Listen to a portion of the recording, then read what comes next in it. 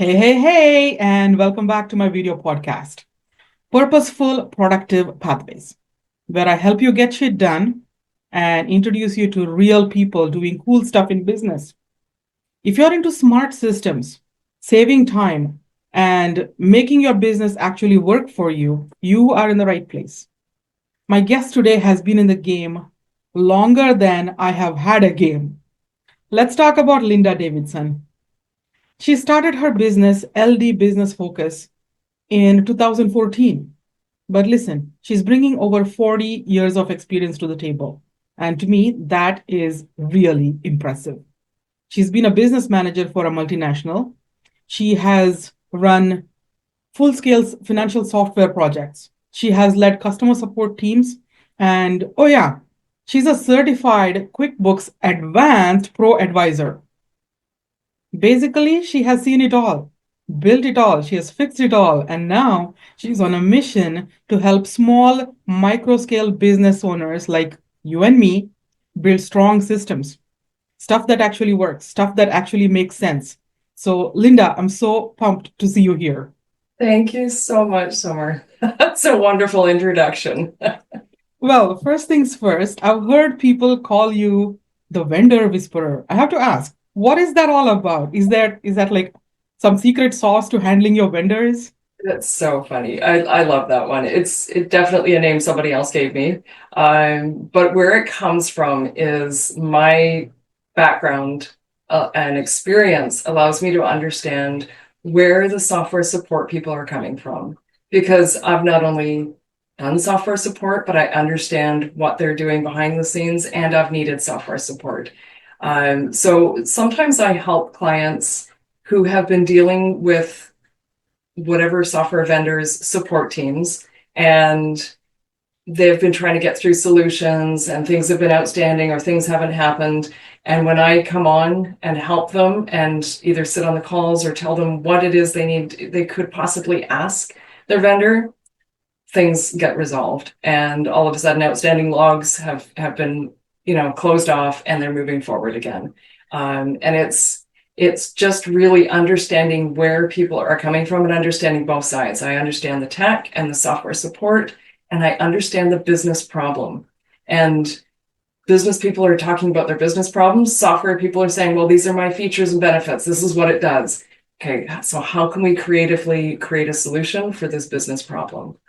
And that's where it came from. Is it just things seem to get solved when I start getting involved with even with there's two different vendors saying, well, it's their side. Well, it must be their side. It's like, okay, let's just figure out how do we get this to work.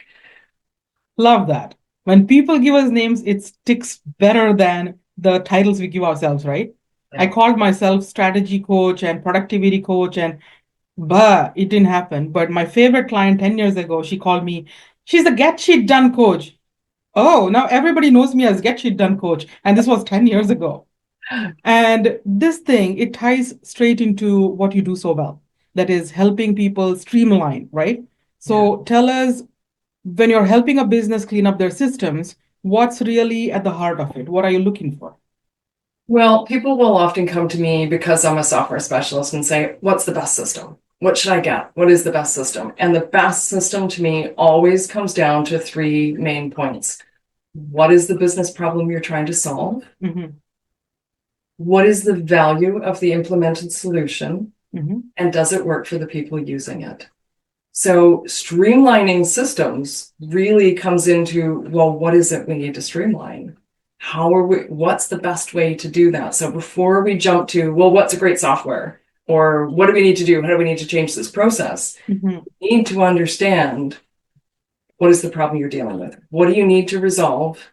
And what is your criteria around that? So I usually start with um, requirements Hmm. and what it is they're dealing with. Then we start looking at, okay, what does that change for process? What does that mean for software? And then is that going to work for you? Because the best software for one person just doesn't work Might for not work somebody for else. another. So I don't have one set solution. Although I'm a QuickBooks Advanced ProAdvisor, I don't always suggest that people use QuickBooks. It's a great one because it's very popular, not because it's the best, but because it's very popular. Yeah. And so I know how to train people on that and get them using it and resolve issues with bookkeeping.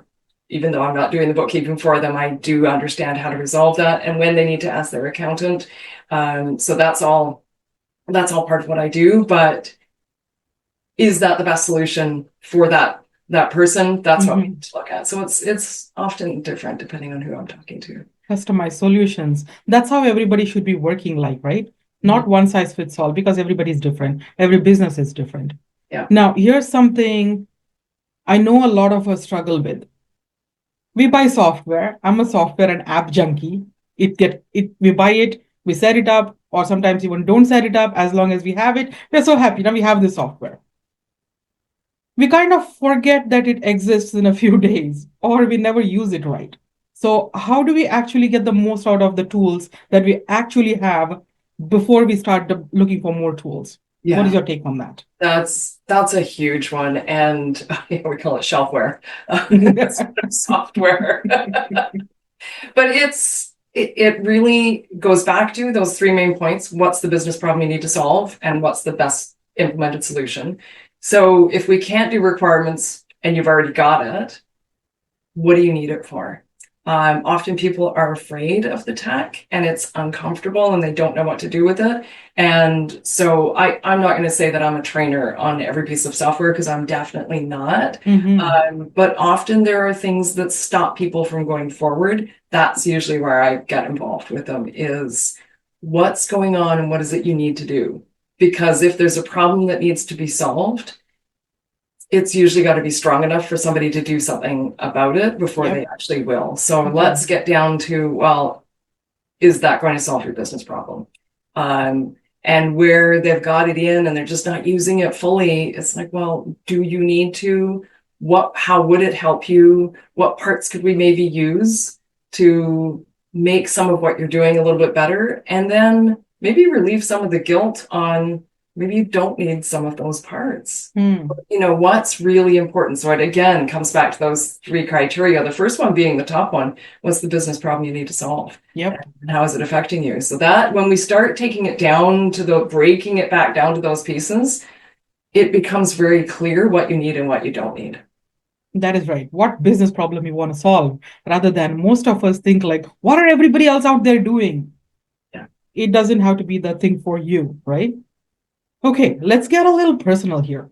Who is your dream client? Like, say, if the perfect person was to approach you and say, Lynda, I want to hire you, what do they look like? Who are they? And who sends you those referrals? Okay. The one that I get the most often are people that are using QuickBooks on their own. They're either going along really well or they're behind. Both. I end up with both people that are going along really well, and then suddenly something happens and they don't know what it is. Or maybe they had a bookkeeper doing something, but it just wasn't correct, and now they're in a bit of a mess. I can help them clean up that mess and learn how to avoid it in the future.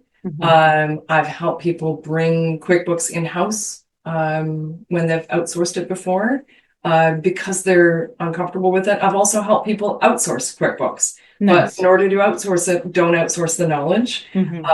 So those are a lot of things around QuickBooks, around software and streamlining. These are the frustrated and overwhelmed entrepreneurs who know how to run a business, and then they're sort of embarrassed that some of those internal systems don't really work for them. It's because that's not how their mindset works. They've got to know that they're the ones who can run and grow a business, and that they need some kind of systems knowledge, or people sometimes, to help them get some of those systems in ways that work for the way their mind works. If they can't bring someone in yet to handle some of it, okay, well then how do we make some of these systems work for you? Okay. Well, when you said outsource QuickBooks, but not outsource support, not outsource knowledge, what did you mean by that? Okay, thank you. Thank you for getting me to clarify that. Some people are afraid of their books, and so they outsource it, and so somebody takes over.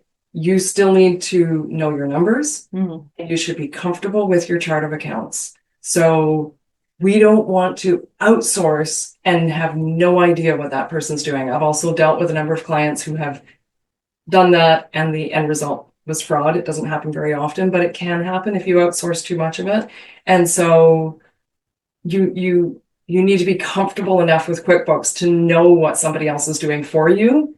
And you need to be comfortable with the chart of accounts part. That's your accounts. You need to know what they mean. You look at them and go, yeah, that looks about right. And so I want to make sure that even if you're outsourcing to have somebody do the Stay work on that top you of should everything. not be doing, you should still know your numbers. That is cool. Yes, very much agree.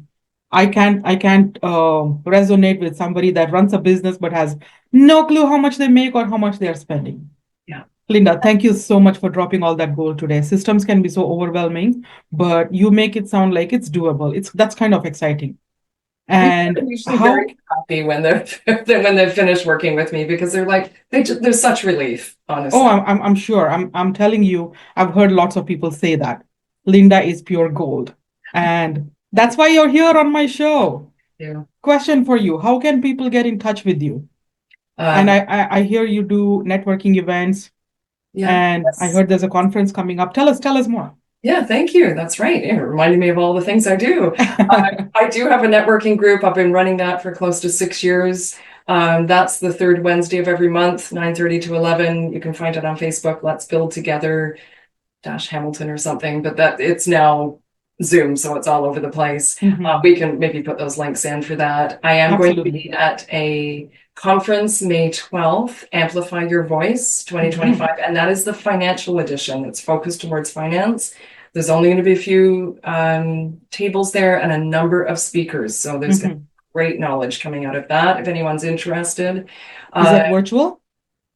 no, it's in person and there'll It's in be person, okay. food and things served, and it is in Mississauga. I'm just looking at the information. Mississauga Grand My Concourse. hometown. Okay. Yeah, so that's coming up very soon. And my website, LD Business Focus, certainly happy to have people connect with me. I'm happy to offer anyone that's listening a 30-minute consultation, just sort of look at the types of issues they're dealing with, help them where I can, and then see where it goes from there. Wonderful. And you guys, if you are watching all this, I'm going to gather all links from Lynda and I'm going to put that in the chat, in the description, not the chat. In the description below, take a look. I'll have her website, her LinkedIn, her conference details, and her networking, and her Facebook group, which is quite active where people can network. So if you got something out of this, hit that like button. It takes 2 seconds, but it helps a lot. And hey, subscribe. If you want more real conversations like this with people who know their stuff and they don't sugarcoat, this is the channel for you. Catch you in the next one. Until then, get shit done.